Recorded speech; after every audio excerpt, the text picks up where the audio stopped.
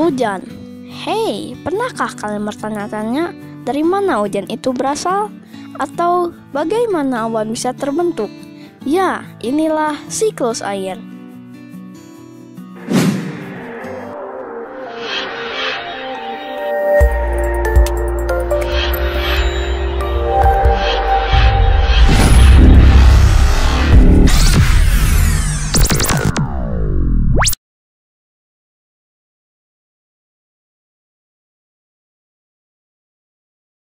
Hujan itu terjadi karena perputaran air di bumi.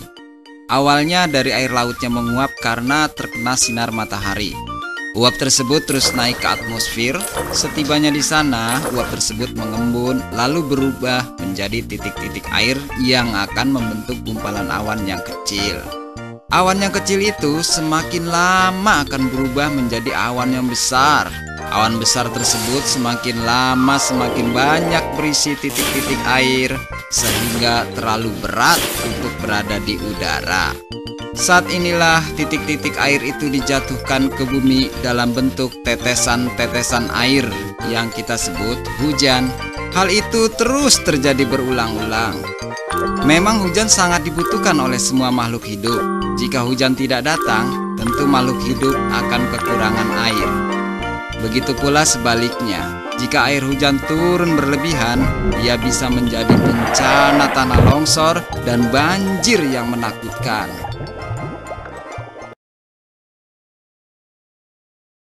Dari mana hujan itu berasal? Atau bagaimana awan bisa terbentuk? Ya, inilah siklus air. Di saat matahari memanaskan lautan, air menjadi uap air dan naik ke udara. Proses ini disebut dengan penguapan atau bisa disebut evaporasi. Ketika uap air itu mencapai langit, uap itu akan berubah menjadi tetesan air kecil. Tetesan air ini bersama dengan berbagai gas dan partikel debu bersatu membentuk awan. Ini dikenal sebagai kondensasi. Kalian juga bisa melihat penguapan ini di rumah. Lihat saja ketika kalian atau orang tua kalian sedang memanaskan air.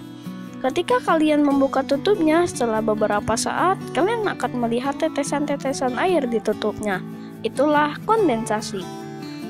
Ketika awan terlalu berat dan tak bisa menahan air lagi di dalam, awan itu langsung mengeluarkan hujan es dan salju.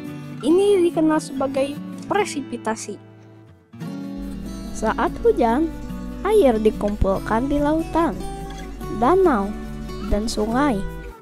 Air yang turun dari langit akan terserap juga oleh tanah dan menjadi air tanah. Tahukah kalian bahwa tanaman pun berkeringat?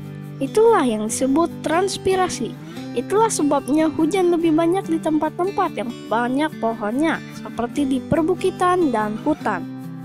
Jadi, siklus air adalah proses yang berkelanjutan, evaporasi, transpirasi, kondensasi, dan presipitasi.